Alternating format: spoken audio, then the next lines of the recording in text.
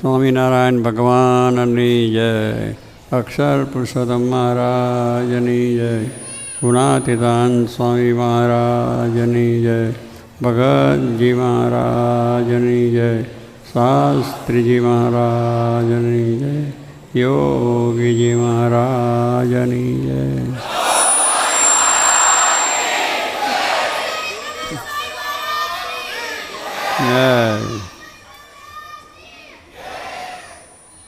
ભગવાન શ્રીજી મહારાજે વચનાત્મા કહ્યું છે કે કુસંગ ક્યારેય ના કરવો. કુસંગને માટે મહારાજે ખૂબ આગ્રહથી કહ્યું છે ક્યારેય નહીં. એટલે ગમે ત્યાં જયા હોય, દેશભરમાં ગમે તે કામ કરતા હોય, ગમે તે પ્રસંગો હોય, તો પણ કુસંગ ન કરવો. એ પોતાના નિયમ છે, ધર્મ છે, આજ્ઞા છે, ઉપાસના છે, સત્સંગ છે, તિલક ચાંદલો છે, ખાવા પીવાની વસ્તુઓ છે, આ બધાની અંદર કુસંગ નડે છે આપણને.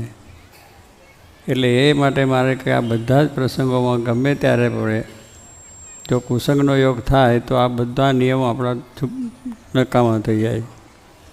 એટલે મહારાજે આપણને ભારપૂર્વક કહ્યું કે ક્યારેય કુસંગ ન કરવો.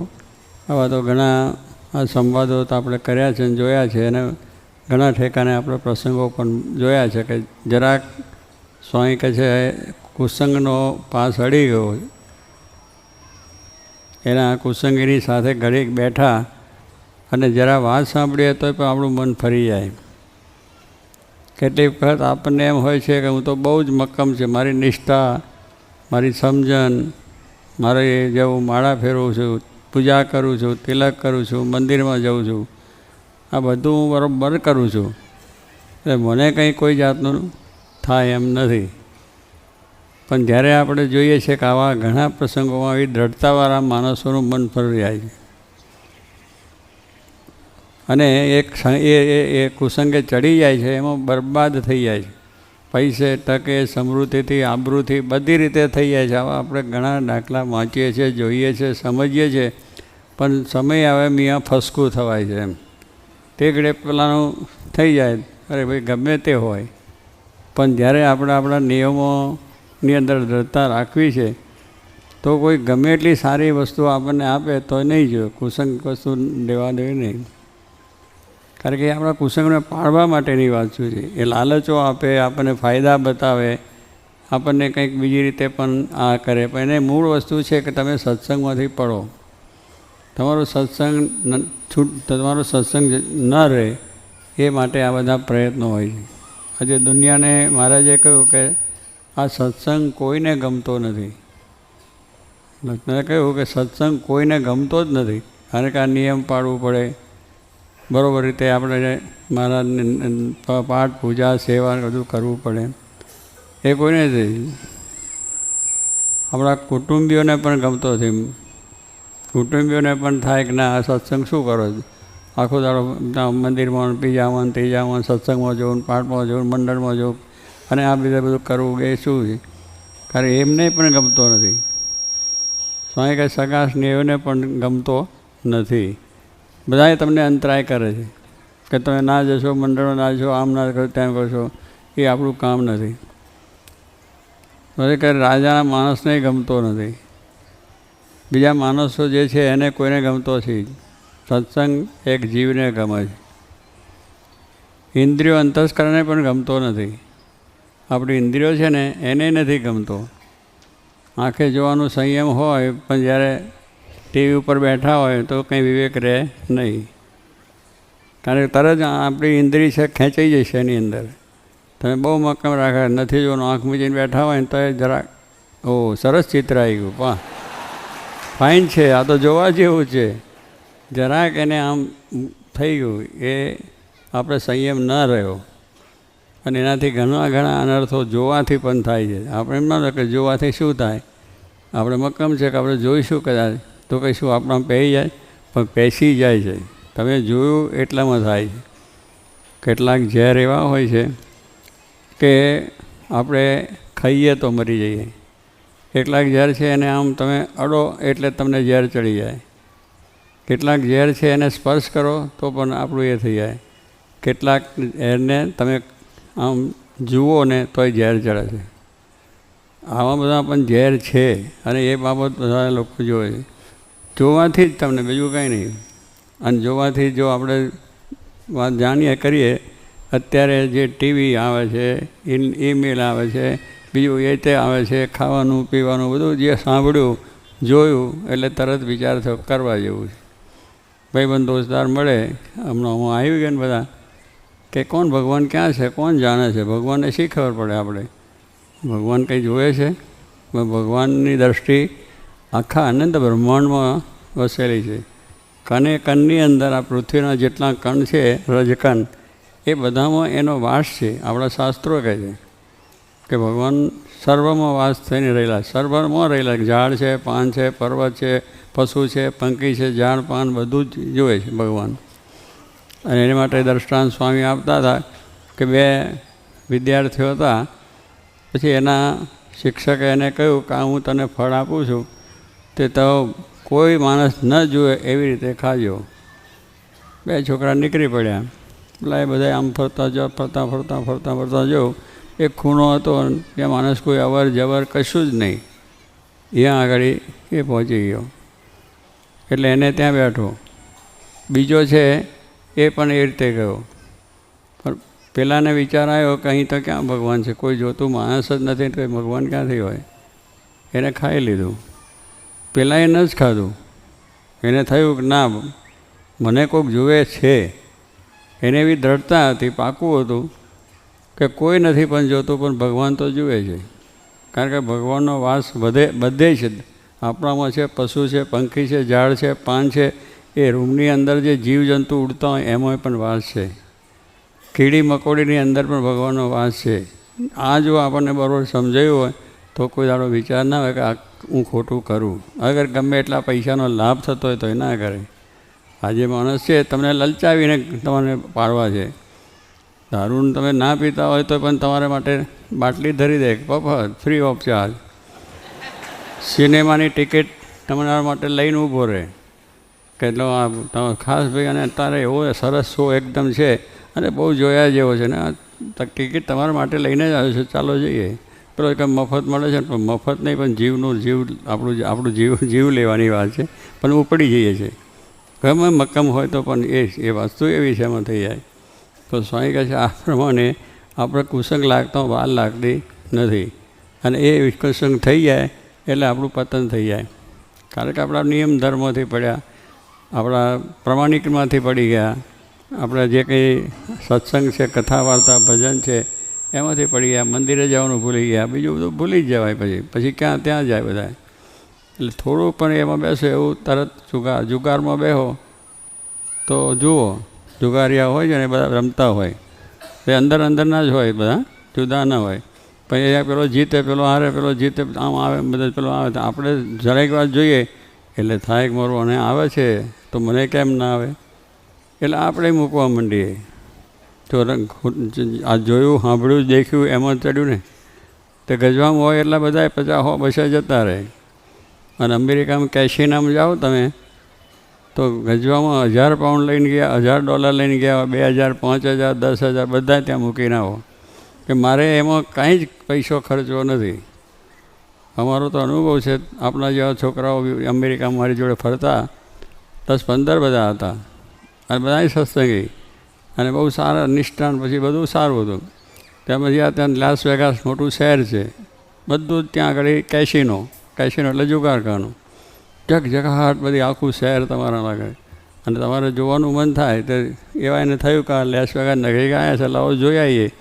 મને પૂછ્યું કે તમે સ્વામી અમે જોવા જઈએ. મેં કહું જજો ખરા, તમને કદાચ આંટો મારવો હોય તો જઈ આવો, પણ કેશિનાની અંદર પહેરશો નહીં, એમાં જશો નહીં તમે. એટલી દ્રઢતા તમે રાખજો. તો કે ના સ્વામી અમારે એમાં જવું નથી ને અમે રમવાનું નહીં, કશું જ નહીં કહ્યું. બહુ સારું, તો જાઓ. ગયા અને ગયા પછી શહેર જોયું ને આમ બધું જોયું ને, એટલું બધું જગજગાટ ને બીજું ત્રીજું ને આકર્ષણ બધું જોઈને અને પછી જોયું કે હવે આટલે બધે આવ્યા છે, બધું જોયું છે, પણ હવે અંદર કેવું છે જાઉં જોઈ આવીએ. એમાં ક્યાં આપણે જવાનું? તે અંદર જોવા ગયા. તો અંદર જાય તો ફસાય ને, કારણ કે એને જગજગાટ કર્યો છે.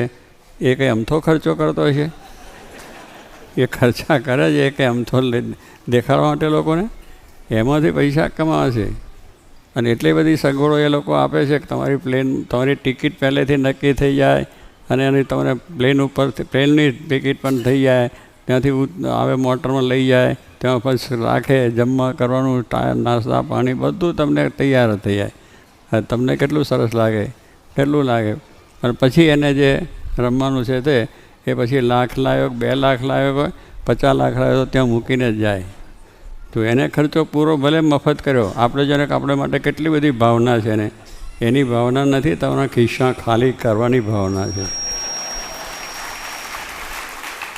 આપણે તો બહુ લલચાઈ જઈએ કે હો બિચારો આપણે માટે કેટલું આટલો બધો ખર્ચો કરે છે, એટલે એની ભાવના સાહેબ, એની ભાવના એવી નથી, તમારા ખિસ્સા ખાલી થાય. એટલે ગયા છોકરા અંદર ગયા એટલે પછી પેલું ચાલતું હતું ને, જોતા રમતા હતા, એ જોતાં આમ થયું પેલો કે મારું આવે છે આની અંદર તો સારું છે. એટલે કોઈકે $15 મૂક્યા, કોઈ 20 મૂક્યા, કોઈ 25 મૂક્યા, 50 મૂક્યા, ખિસ્સામાં લઈને ગયા થાય એટલે મૂકતા ગયા. તે દરેક માણસનો સરેરાશ જોઈએ તો $25 મૂકીને આવ્યા, બસ 12 જણા. પછી એક રહી નહીં ગયો. હા, બધા પેલો પછી ખેંચે ને પેલો કરે, બરાબર બહુ સારું છે. એક જણે મૂક્યો ને એ હારી ગયો, પછી એમ ના કે આ નથી મૂકવા જેવું, મૂકવા જેવું સારું. પેલાના ગયા હોય ને તો આપણને કે ના મૂકવા જોઈએ, અરે બહુ સરસ આવશે, આમાં નહીં યાદ બીજામાં આવશે પણ આવશે તો ખરા. આવું બધું આ કુસંગ છે. એટલે આપણે બહુ સમજવાનું છે, જાણવાનું છે. સત્સંગ કરીએ છીએ, સત્સંગની વાતો કરીએ છીએ, આવા સંવાદો કરીએ છીએ, બધી વસ્તુનું જાણપણું પણ છે કે આમાંથી છે કે અગ્નિને અડીએ એટલે આપણે દાઝવાના જ છે, ઝેર પીએ એટલે મરવાના જ છે. આ બધી હકીકત છે, છતાં પણ આ બધું ઝેર સમજાતું નથી. ખાવા પીવાની અંદર બહાર જઈએ ને ત્યાં પણ ઝેર જ છે બધું. ત્યાં આગળ જે આપણે જોતા હોય બધું ઝેર જ જેવું છે, કારણ એ ઇન્દ્રિયોનો છે ગ્રહણ કરી લે છે અને ભાઈ અંદર ઘોટાળા આપણને થાય છે. ઘણાનું પતન થયું છે, હજારોનું પતન થયું છે આપણે જાય. એટલે મારે કે આપણે તો બહુ સાવધાની રાખવાની છે. સત્સંગ જે સાચવવો એ મોટું મુશ્કેલની વસ્તુ છે. પણ જે માણસ દૃઢતા કરી છે એ ન કરે. સુરા ખાચર આપણા મહારાજના વખતના હતા, જસદનમાં ગયા. જસદનના રાજાને એમ હતું કે આ સ્વામિનારાયણનો છે માટે એને નિયમ ધર્મથી પાળવો. એટલે સારામાં સારી રૂપાળી એક બૈરી હતી જેને વેશ્યાઓ જેવું કહીએ, એને રાત્રે મોકલી. પેલા અંદર સૂતા છે અને 12 વાગે જઈને પેલા એક બાઈનું ખખડાયું. એટલે પેલા સુરા કોણ છે તો કોઈ બોલ્યું નહીં. એટલે પછી બહુ પેલા એ ખખડાય એટલે પેલા કમાડ ખોલ્યું અને કમાડ ખોલ્યું એમાં નાતારંગ કરીને આવેલી આમ રૂપરૂને બજા. પછી એને એ તો જાણી ગયો, કારણ કે એને મહારાજની નિષ્ઠા હતી અને બહુ નિયમનો દળતા હતા. એટલે એને અને દરબાર હતા એટલે પોતાની તલવાર તો સાથે જ હોય. એટલે પેલાને કહ્યું છે આ ખબરદાર જો અહીંથી આગળ પગ મૂક્યો છે ને મસ્તક ઉડી જશે.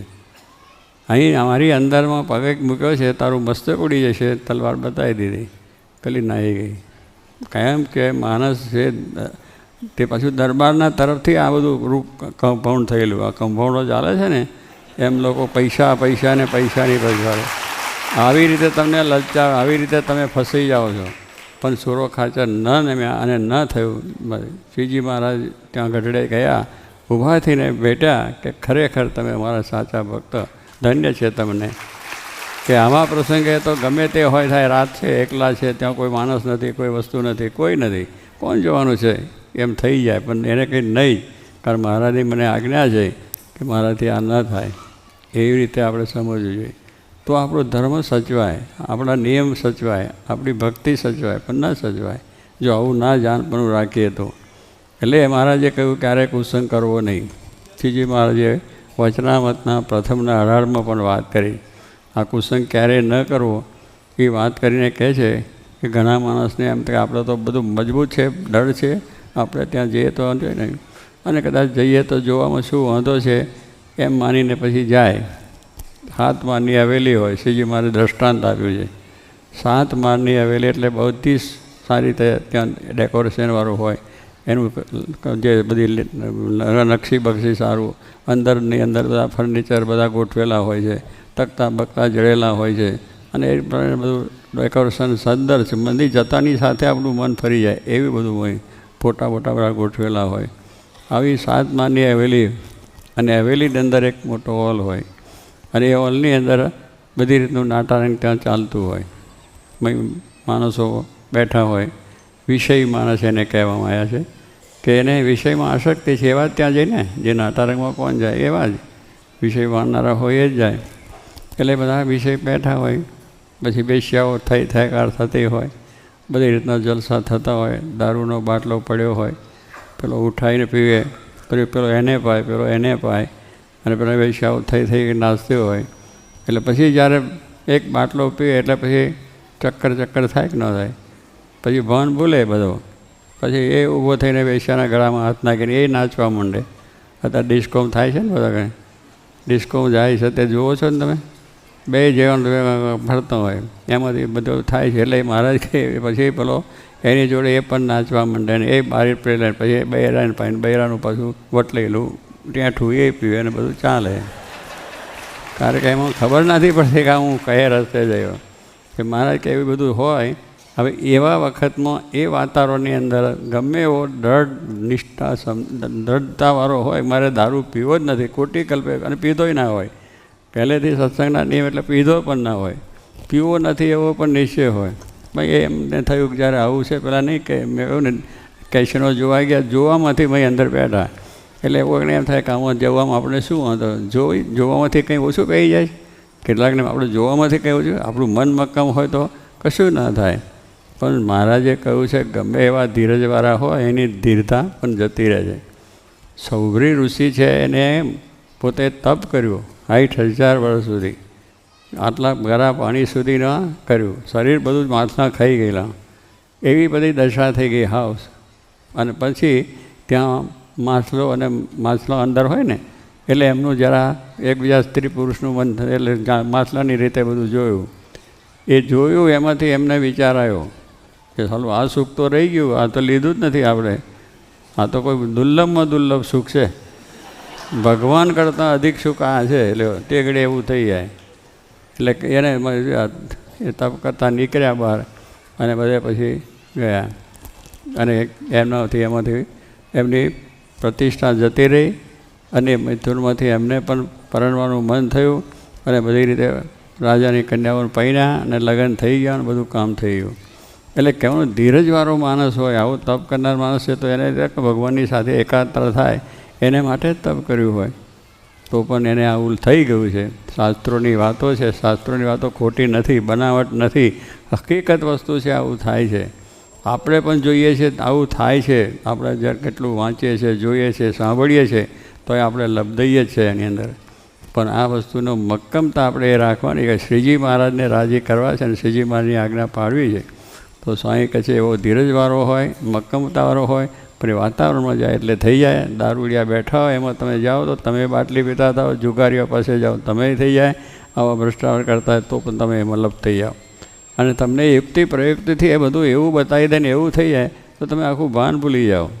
અત્યારે તો એવી છે ને અમથું કંઈક તમારા પર આમ કરી આપે એમાં તમારું ભાન ભૂલી જાઓ. કારણ એ માણસો એવા હોય છે કે તમને કઈ રીતે ફસાવવા, કેવી રીતે તમારી પાસે પૈસા પડાવવા, આ બધું છે. એટલે આ બધો કુસંગ છે, એને ઓળખી રાખો, જાણી રાખો અને દૃઢતા કરવી કે આ વસ્તુ મારાથી થાય નહીં.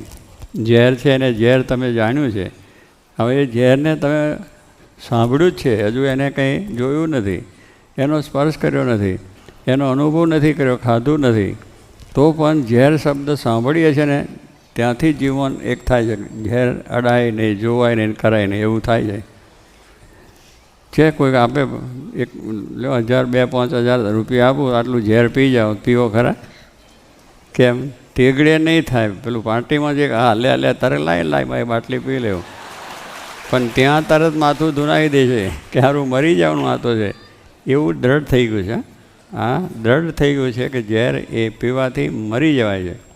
સિંહને વાઘ પાસે જવાની વાત કરે તો જઈએ ખરા કે ના લાવો જરા, કેમ છે આવો સેકન્ડ કરીએ, પણ એનાથી દૂર જ રહે કે નહીં, અડાય નહીં, જવાય નહીં, એની પાસે બેસાય નહીં, સંભળાય નહીં. એનું કેટલું બધું આપણને એનો અભાવ થયો, અહીં જીવમાંથી અભાવ થઈ ગયો છે.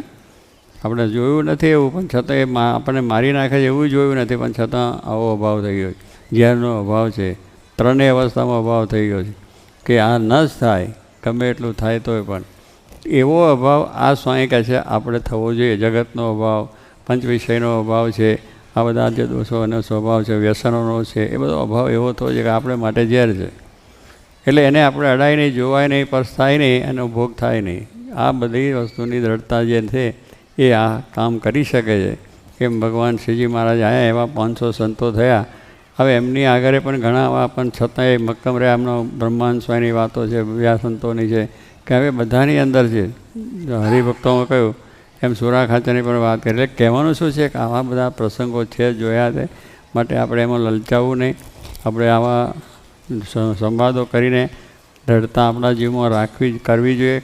ખાલી બતાવવાનું નથી, જો લોકોને દેખાડવું નથી, પણ જીવમાંથી જ્યાં સુધી અભાવ ના થાય. એમ સ્વામી કહે છે, બે વસ્તુનો નિશ્ચય બરાબર થવો જોઈએ. આ જગત એ ઝેર છે, જગત એ દુઃખદાયક છે, એમાંથી આપણને મોક્ષના માર્ગથી પડી જાય એવું જગત એવું છે. જગત એટલે પંચ વિષય, બીજું ત્રીજું જે બધું આખું જગત કહીએ તે બધું જગત છે. હવે એ આપણને જોઈએ એટલે એના માટે જો નક્કી થયું હોય કે આમાં કંઈ કરવા જેવું નથી, આથી નુકસાન છે, તો એ પણ નિશ્ચય બરાબર હોવો જોઈએ. તો ક્યારેય એમાં ફસાવાય નહીં. એવું ભગવાનના સ્વરૂપનો નિશ્ચય, એની વિશેની નિષ્ઠા, એમને આપેલા નિયમ ધર્મ બીજું ત્રીજું છે, એ સુખદાય છે, કલ્યાણ માટેનું છે, આનંદ છે, ને એનાથી મોક્ષ થશે. આપણા સંસાર વ્યવહારની અંદર ગમે ત્યાં આપણે આવીશું તો પણ શાંતિ કરનારું આ ભગવાનનો આશરો અને ભજન છે. ભગવાન સર્વત્ર છે, બધે છે, એમ સમજીને જો વર્તીએ તો એનો નિશ્ચય પણ દ્રઢ હોવો જોઈએ. એમાં ડગમગાટ નહીં. આ ડગમગાટ થઈ જાય એનું દશા થાય, પણ એ સાચી જ વસ્તુ છે. એ નથી ક્યાંય નહીં, બધે છે અને બધે જુએ છે, અને આપણને એમને વાત તો એ નિષ્ઠા પણ બરાબર જોઈએ. તો સ્વામી કહે છે આ વસ્તુનો અભાવ થાય અને પેલી વસ્તુમાં પ્રેમ થાય. કારણ બેની ખબર તો કરીએ કે આમાં સુખ છે ને આમાં દુઃખ છે, આ જગતનું છે દુઃખ જ છે. એટલે એમ સમજાઈ જાય તો વાંધો ના, પણ એ યથાર્થ નિશ્ચય થવો જોઈએ. જેમ વાઘનો, સિંહનો, ઝેરનો મેં વાત કરીને, એ યથાર્થ નિશ્ચય છે કે એને અડાય નહીં, જોવાય નહીં, ખવાય નહીં, પીવાય નહીં, નક્કી તો એને અડતા જ નથી, જોતા નથી, કે નિશ્ચય થયો એટલે ખોટું છે. સાચા ભગવાન છે, સંત છે, એનો પણ એટલો નિશ્ચય હોવો જોઈએ કે આ પણ સાચી વસ્તુ છે, એ મુકાય નહીં, એને બરાબર પાલન કરવી જોઈએ, એને બરાબર રાખવી જોઈએ. તો સ્વામી કહે છે બધું જોઈએ. આજે આપણે પૈસો છે, પૈસાને આપણે સમજીએ છીએ, પૈસામાંથી રૂપિયો હોય તો કયો લઈએ? પૈસાની કિંમત જ ના. એક પૈસામાં શું માતા, રૂપિયો તો 100 પૈસા આવે. કેટલા આવે? 100 પૈસા. એટલે એને પકડી લઈને લઈએ કે ના લઈએ? પેલો પૈસો છે એ નાનું છે ને એ નાનું છે, બે છે, પણ આ છે એની કિંમત ના કહેવાય, પેલાની કિંમત કહેવાય. પછી સોનામાં લઈએ તો 1 તોલાના 6000. તમે તો બધા જાણતા હશે, 6000 એ બધા થાય. તો રૂપિયાને પછી મૂકી દે કે ના મૂકી દે? જ્ઞાન થયું વધારે આપણને, કે જ્ઞાનમાં થયું કે આ પૈસા કરતાં આ વધારે સુખવાળું છે, એના કરતાં સોનામાં વધારે છે, એના કરતાં બીજું વધારે છે. તો એ વસ્તુ લેવાને માટે, રાખવા માટે જેમ પ્રેમ થાય, એમ સ્વયં કે બધા જીવ પાતે માત્રનું, મનુષ્યનું છે, દેવતાઓનું છે, ઇન્દ્ર, ચંદ્ર, બ્રહ્મા, વિષ્ણુ, પુરુષનું બધું જ છે એ નકામ રાખના પડી ગયા છે. ભગવાનનું સુખ છે દિવ્ય છે ને દિવ્ય. એ સુખને આપણે ભોગવવા આવ્યા છે એવો નિશ્ચય રાખીએ, એવી દ્રઢતા રાખીએ. અને એ ભગવાનને, સંતને, જોગી મહારાજ જેવા સંત મળ્યા છે, એમના થકી આપણને આ જ્ઞાન થયું છે, આ સમજણ થઈ છે. તો એ સમજણ એવી દ્રઢતા રાખો કે ક્યારેય ક્યાંય કોઈ પણ પ્રસંગે આપણે એમાં ફસાય નહીં. ગમે એટલો લાભ થતો હોય, કરોડ, 2 અબજ, 10 અબજ થતા હોય તોય જરૂર નથી. એ નકામા, અનિત્યના, દુરાચારના, પાપાચારના કોઈ પૈસાની જરૂર નથી. એમાં દુઃખ છે, ભગવાનનું સુખ અપાર છે. એ સુખને વિશે દ્રઢતા રાખી અને આપ બધાને અભ્યાસ સારો થાય, અભ્યાસમાં પહેલો નંબર આવે, સારામાં સારી રીતે તમારી પ્રગતિ થાય. પણ આ સત્સંગ રાખશો ને ભગવાન રાખશો, આ 2 વસ્તુ તમે સાથે જ રાખજો. ત્યાં જશો તો શું પૈસા કમાશો, એમાં પણ નીતિ નિયમથી જ આપણે કમાવીએ. જે કંઈ કરવું એ ભગવાનને આગળ રાખીને, ભગવાનની દ્રઢતા રાખીને કરીશું. પણ આપણી એમથી કહેવત પણ છે, પુરુષ પ્રયત્ન, ઈશ્વર કૃપા. એટલે એ 2 વસ્તુ એકબીજાની ઓતપ્રોત છે. પુરુષ પ્રયત્ન જ પણ કરવાનું છે અને ઈશ્વરની કૃપા પણ છે. પણ એ પુરુષ પ્રયત્નની અંદર ભગવાનની કૃપા ભળે છે એટલે આપણે કરી શકીએ છીએ. જો એમની કૃપા, દયા, એમનો સંકલ્પ ના હોય તો કંઈ કરી શકીએ નહીં. પણ જરૂર બેયની વસ્તુ છે કે પેલી કૃપા હોય તો જ પુરુષ પ્રયત્ન થાય, પુરુષ પ્રયત્ન હોય તો આ કાર્ય થઈ જાય. એટલે આપણે બહુ બધા રજૂઆત બધી સારામાં સારી 2 પક્ષે કરી છે. પણ આપણે જોગી મારાનું સૂત્ર એક સમજી લઈએ એટલે કંઈ કહેવાનું રહે, સંપીને કામ કરી લેવાનું. પુરુષ એકબીજાના વિચારોની આપ-લે કરી અને કામ કરવાનું. એટલે ઈશ્વર કૃપા કહો, ભગવાનની કૃપા કહો, પુરુષાર્થ કહો, જે કહો બધું થઈ જાય. એટલે ભગવાનની કૃપા વગર ભગવાને કહ્યું કે સર્વ કરતા પરમાત્મા છે. આપણે ભગવાનને કરતા માનીએ છીએ. બાકી આપણા પુરુષાર્થનો જે મહત્તા આવી જાય તો માન એમાં આવી જાય અને એમાં હમ પણ આવી જાય. કરીએ ખરા, બધું કરીએ, પણ કેટલીક વખત આ બધું આવી જાય છે. પણ જો ભગવાનની જ કૃપા માનીએ તો કોઈ હમ ના આવે કે મેં કર્યું છે, મારાથી થયું, એ ના આવે. પુરુષ પ્રયત્ન કરીએ એ પણ ભગવાનને રાજી કરવા માટે છે અને કરવો છે અને કરવા છે અને કરીએ છીએ. પણ છતાં કેટલીક વખત એમાં આવો એક પ્રસંગ પણ બની જાય કે મેં આમાં સેવા કરી, મેં આ બધું કર્યું, મેં કેટલાકને વાત કરી, એવો થોડો અહમ આવે. જ્યારે ભગવાનની કૃપા માનીએ છીએ ત્યારે કોઈ અહમ નથી આપણને. જોગી મહારાજ કહેતા કે મહારાજે કર્યું, શાસ્ત્રી મહારાજે કર્યું, ગુણાત સ્વામી પણ કહેતા કે મારાની ઈચ્છા થઈ. એટલે એ વસ્તુ આપણા જીવનમાં હોય કે ભગવાન જ કરતા છે, હું કરતા નથી. કરતાપણાનું આપણામાં અહમ ના આવે અને કેવળ ભગવાનને રાજી કરવા છે એ જાતનો ભાવ રહે છે, એ ભગવાનની કૃપા છે. એટલે આ વસ્તુને બરાબર સમજીએ તો પછી કોઈ વાદ વિવાદ રહેતો નથી. વાદ વિવાદ રહેતો નથી. મેં કહ્યું પછી સંપની વાત આવી જાય છે. અને બધું અત્યાર સુધી જે થાય છે બધું એ છે અનંતકોટી બ્રહ્માંડનું સંચાલન કોણ કરે છે? આ બધું જે આપણને આ ઇન્દ્રિયો અંતસ્કરણ આપી એ કોને આપી છે? કોમ્પ્યુટર અત્યારે બધું બહુ મોટું થઈ ગયું. આપણે જેને કે માણસે કેટલી બધા પુરુષાર્થ કર્યો, કોમ્પ્યુટરથી કેટલું બધું કામ થાય છે, કેટલી બધી વસ્તુઓ બધી તૈયાર થાય છે કોમ્પ્યુટરમાંથી. અને એ લોકોને મહત્તા એની બહુ થાય. કરનારાને પણ એમ થયું કે ના, આપણે ખરેખર સારું કરી રહ્યું, આવી બધી વાતો આવે છે. પણ ખરેખર જ્યારે ઊંડાથી અભ્યાસ કરી એનો વિચાર કરીએ ત્યારે પહેલાં તો માણસ આપણું જે શરીર કોને આપ્યું છે, ઇન્દ્રિયો અંતસ્કરણ કોને આપી છે, બુદ્ધિ એમાં કોને આપી છે, કોલેજોમાં અભ્યાસ આપણે કર્યો છે. આ બધું કર્યા પછી આપણે ડિગ્રીઓ મેળવ્યા પછી આપણે આ બધું સંશોધન કર્યું. પણ જો ભગવાને આ સાધન ના આપ્યો તો આપણે કંઈ કરી શકત નહીં. એટલે એમને આ બધી વસ્તુ આપી છે, એનાથી આપણે આ બધું થયું અને કોમ્પ્યુટર કર્યું. કારણ કે જે અહીંયા કોમ્પ્યુટર છે એ આપણે કંઈ મૂકવા ગયા નથી, માણસ મૂકવા ગયો નથી, એ ભગવાને જ રચના કરી. કેવી રીતે રચના કરી છે? ઓટોમેટિક કામ થાય છે. આપણે ખબર જ નથી કે આ કઈ રીતે થાય. પણ માણસ છે કે મેં કર્યું છે, પણ માણસનું કર્તવ્ય નથી. એ ભગવાને અંદર એવું બધા મૂક્યા છે તંતુ, જ્ઞાન તંતુઓ. તો એનાથી ભણ્યા, એનું થોડું જ્ઞાન થયું, એમાંથી આપણે બધું કર્યું. પણ એમની અંદરનું કોમ્પ્યુટર મૂળ છે. એમ દરેક કાર્યની અંદરનું મૂળ ભગવાન છે અને એ ભગવાનની કૃપાથી જ થાય છે, તે સિવાય થતું નથી. એટલે દરેક વખતે આપણા શાસ્ત્રોની અંદર ભગવાનને જ કરતા કયા છે અને ભગવાન કરે છે એ જ બધું થાય છે દરેક કાર્ય, દરેક વખતની અંદર. એટલે મહારાજને આપણે પ્રાધાન્ય રાખીને કહે છે કે ભાઈ સત્સંગ પ્રદાન કરવો, ભજન પ્રદાન કરવું, ભગવાન પ્રદાન કરવા, સત્પુરુષ પ્રદાન કરવા, આ બધા પ્રધાન વસ્તુ આપણે રાખવાની કહી છે. કરીએ છીએ બધું કરવા બાદ બધામાં, પણ એમાં શું એ પ્રધાન રાખીએ તો આપણને એમાંથી પ્રેરણા મળે છે અને પ્રેરણા પછી આપણે આ કાર્ય કરી શકીએ છીએ. એટલે આપણે એટલા માટે કહે છે કે ભગવાન કરે છે અને ભગવાન કરે એ ખરું, આપણે એ પણ છે. એટલે એને પછી પ્રેરણા જેટલી થાય એટલે પુરુષાર્થ પણ આપણે સારી રીતે કરી શકીએ છીએ. પણ એનું મૂળ કારણ તો એ છે, જેને રચ્યું આ જગત જોને જૂજવી જાતનું રે, જોતાં મૂંઝાઈ જાય મત કર્યું ભાત ભાતનું રે. આ જગત જે કર્યું છે માણસમાંથી માણસ થાય. એ કેવી રીતે થાય? મેં કંઈ ઉથાર લુવાર બેઠા ઘડવા માટે આકાર, એ ભગવાનની કળાથી અંદર તૈયાર થઈ અવયવો તૈયાર થાય. માણસ જેવા માણસ, અને પશુ હોય તો પશુના જેવા થાય, બધું પક્ષીમાં તો પક્ષીના જેવું થાય. તો એ આકાર અંદર થાય છે, એમાં આપણો પુરુષાર્થ કાંઈ જ નથી.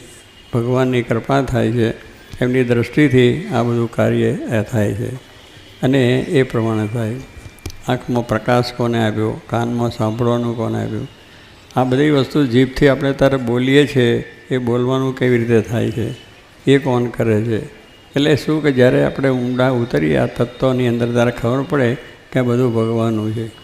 એક તત્વ અંદરથી ચાલ્યું જાય, જેને ભગવાન તત્વ આપણે કહીએ છીએ, જેને પ્રાણ કહીએ છીએ, જીવ કહીએ, ફલાણું કહીએ, ટીકડું, પર એ ભગવાન. અને એ ભગવાન જો અહીંથી નીકળી જાય તો એનું એ શરીર છે, હાથ છે, પગ છે, નાક છે, ઇન્દ્રિયો છે, બધું છે, વેપારને ધંધો બધું. પછી ગયા પછી થાય ખરું કે હું જોઉં, આંખથી જ દેખાય નહીં. જે તત્વ અંદર આંખમાં હતું જતું રહ્યું, કાનમાં જે તત્વ એ પણ ચાલ્યું ગયું, વાણીની અંદરનું તત્વ પણ ચાલી ગયું, એનો એ જ દેખાવ તરત જ. પણ પછી શું કહેવાય? જીતું એવું કહેવાય ખરું? ધર્મેન્દ્ર કહેવાય એવું ખરું? પછી ડેડ બોડી કહેવાય. એનું નામ જ આખું બદલાઈ ગયું. તમારી મિલકત, પૈસા, ટકા એવું કશું જ કહેવાય. વેપારી છે કે ફલાણો છે, ટીકનો બહુ પૈસા, કશું જ ના કહે. Dead body. એમાંથી જે વસ્તુ ચાલી ગયા પછી કાંઈ જ વસ્તુ કરી શકવા સમર્થ નથી. ભગવાન છે તો જ આપણે કરી શકીએ છીએ અને કરવા સમર્થ થઈએ છીએ. પણ પેલું માણસને એવું છે કે હું કરું છું, હમ આવે છે એટલે પછી એમાં ફેલ થાય છે, એમાં મુશ્કેલીઓ પણ આવે છે, થાય છે બધું. પણ છતાં જો એનું કરતાં પણ ના હોય તો આપણને કંઈ જ કરવા સમર્થ નથી. તો આવી રીતનું જગત ભગવાનનું રચ્યું છે આટલું બધું. હવે એ બધાની કેવી રીતની બધું ચાલે છે? માણસને ભગવાન સવારે ભૂખ્યા ઉઠાડે પણ સાંજે એને ખાવાનું મળી જાય. તો કીડીને કણ, હાથીને મન. કીડીને કેટલો ખોરાક જોઈએ? આવ થોડો. તો કીડી ફરતી ફરતી એના પોટ પૂરતું કરી લે છે. અને કોઈને હાથીને મન ખાવા જોઈએ તો એને ભગવાન મન આપે છે. એને માટે એવી રચના કરી છે અને એમાંથી પોતાનો ખોરાક મેળવી લે છે અને કામ કરે છે. ભૂખ્યો ઉઠાડે પણ સાંજ પડે ભલે ભિખારી હશે, કંઈ એને ઘર બહાર આવા કશું નહીં હોય, પણ સાંજે પેટ ભર મળી જાય છે. ભગવાનનું નામ લે, રામ રામ રામ કરે ને બધું ભજન કરે ને કરે, દયા આવે છે. એ દયા ભગવાને પ્રેરણા કરી, પેલા માણસને પહેલાં ના આપ્યું ને એ જમીન ભૂખ ટાળી નાખી. એટલે આ બધી ભગવાનની જે રચના છે એ જણાવી આપણે બહુ કરે. મોટો માણસની મતિ ભમી જાય એવું છે. વિજ્ઞાને બધું કર્યું પણ ઘાસ ખાય છે, ગાય ઘાસ ખાય છે અને થાય છે દૂધ. એ કેવી રીતે થયું?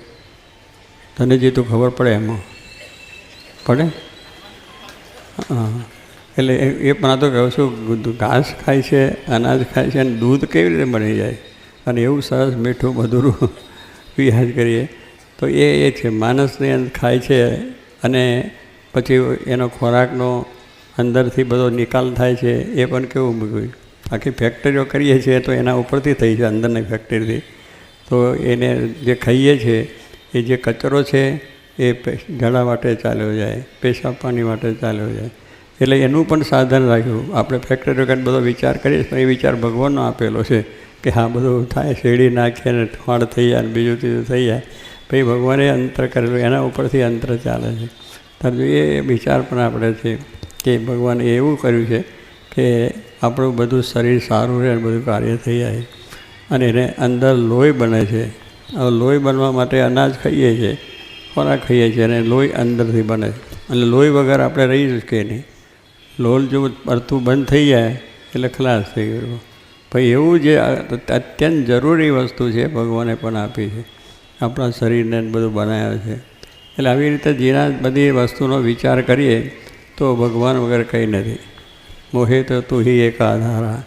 ભગવાનનો આધાર છે, ભગવાનનો આશરો છે, એનાથી જ આપણે બધું કામકાજ કરી શકીએ છીએ અને થાય છે.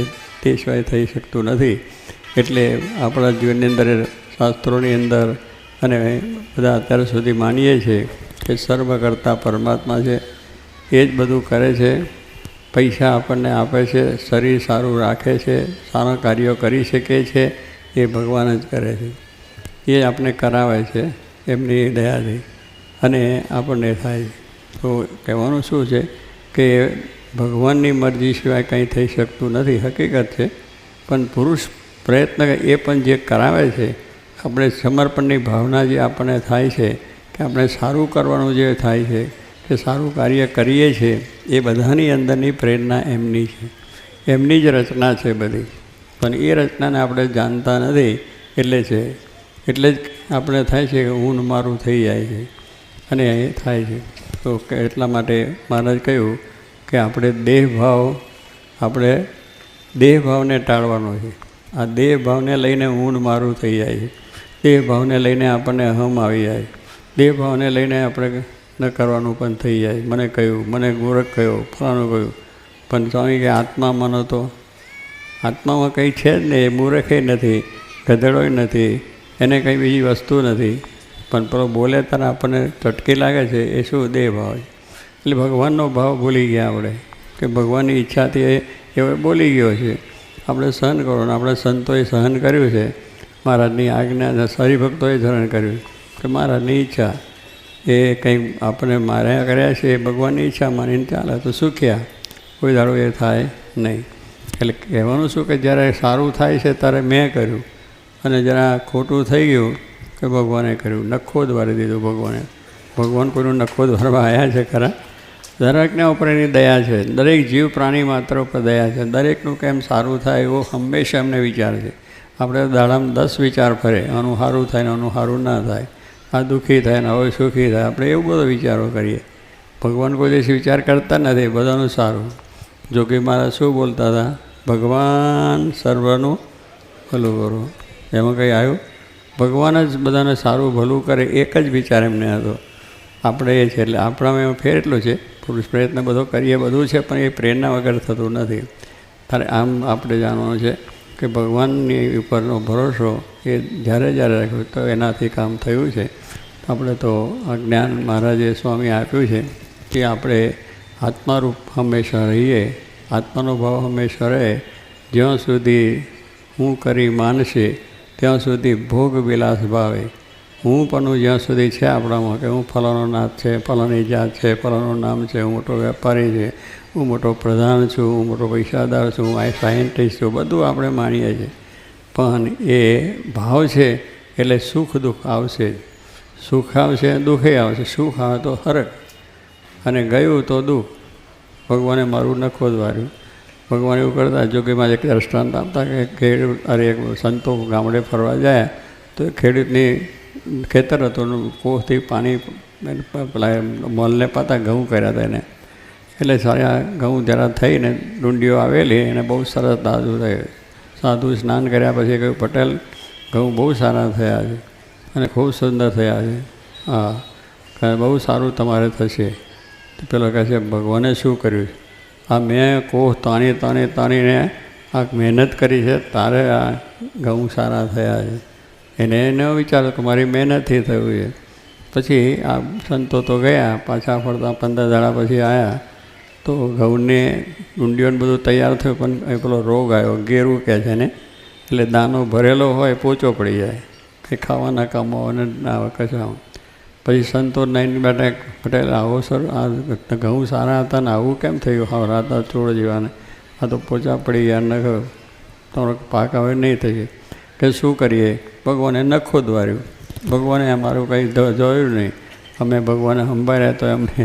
પણ કહેવાનું શું છે કે જો ખોટું થાય તો ભગવાને કર્યું છે. બીજું આપણે દરેક વિવાદમાં કરીએ, ઘરમાં, કુટુંબમાં, પરિવારમાં, વેપાર ધંધામાં સારું કર્યું તો મેં કર્યું તો આ ખોટું કર્યું, પેલી બીજાના ઉપર જ નાખી દઈએ કે મેં તો કંઈ જાણ આવે કર્યો હતો. એટલે ભાઈ એને તો કહ્યું કે તમે ઝેર પીવો તો પીએ છીએ આપણે, એમ ખોટું થાય સાચું થાય. ભગવાન આપણને એ કહે છે માટે આપણા ઉપર જ લેવાનું. જો કે મારે કોઈની ભૂલ હોય પોતા ઉપર લેતા. એટલે કોઈના ઉપર એવો દરેકના ઉપર પ્રેમ રાખતા હતા.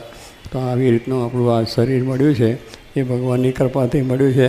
આ બધું જે કર્યું છે, જગત આખું કર્યું છે, પવનવાય છે, હવે ઓક્સિજનના પૈસા આપીએ ખરા.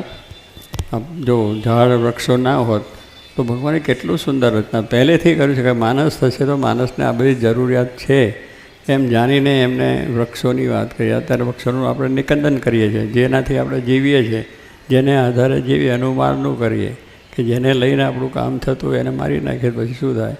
એમ અત્યારે વૃક્ષો એ આપણા માટેનો પ્રાણ છે, એનો ઓક્સિજન મળે છે. દવાખાનામાં પૈસા આપવા પડે છે, એના પૈસા આપીએ છીએ. એ આપણું ખરાબ અંદરની હવા કાઢી લઈ અને સારી હવા આપણને આપીને આપણું જીવન ટકાવે. હવે એ કળા કેવી રીતે થઈ? એમાં ક્યાં આપણો પુરુષાર્થ રહ્યો? ભગવાનનો જ પ્રસાદ, એમની રચના છે એટલે એ બધું થયેલું. તો સૂર્ય પ્રકાશ આપે છે, એના પૈસા આપીએ છીએ આપણે. એ ભગવાનને જ એને આજ્ઞા કરી છે કે આ તારે પ્રકાશ આપવાનો, બિલ નથી આપતા, આપણું કામ થાય. એટલે આવી દરેક રચનાઓની અંદર જો વિચાર કરીએ તો ભગવાન જ દરેક દેખાય. જ્યાં જુએ ત્યાં રામજી, દૂસરો ન ભાસે રહે. બસ ભગવાન જ કરે છે, ભગવાન કરતા છે, ભગવાનને લઈને આપણે છે ને કરીએ છીએ. અને પુરુષાર્થ કરવાનો પ્રેરણા બળ પણ એ જ આપે છે, સેવા કરવાનું બળ પણ એ જ આપે છે. એમની પ્રેરણા થાય છે તો આપણે કાર્ય કરીએ છીએ. એટલે ભગવાનનો સર્વ આધાર રાખીને આપણે જીવન જીવવાનું છે અને કાર્ય કરવાનું છે. તો આપણે અહીંયા જે ત્યાં સંવાદમાં આપણે જોયું છે એનું મેં કહ્યું એમ બધું સંવાદને રજૂઆત થઈ છે. બંને જણાએ બળની વાતો કરી છે. આમ પેલો પહેલાંનું બળ, પેલો પહેલાંનું બળ કર્યું છે. પણ હવે જોગીમાનું સૂત્ર નાખજો, સમસુરધન ભાવ એકતા, એટલે ખેંચાતો ના રહે. એ બહુ ઓહો તમે, હા બહુ સારું, તમે પેલો કે તમે બહુ સારું કર્યું. એટલે બીજા બધા સારું જ કર્યું છે, કોઈ ખોટું કરતા નથી, થતા નથી. માટે આપણે શાંતિ રાખીને એવી રીતે કાર્ય કરીએ. સત્સંગ આપણો વધે, સત્સંગની ભાવનાઓ વધે અને કોઈનો અવગુણ ના આવે, અભાવ ના આવે. ભગવાનના જ બધું કરતાં માનીને જો આપણે આ કાર્ય કરીશું તો શાંતિ શાંતિને શાંતિ. સહજાન સ્વામી મહારાજ.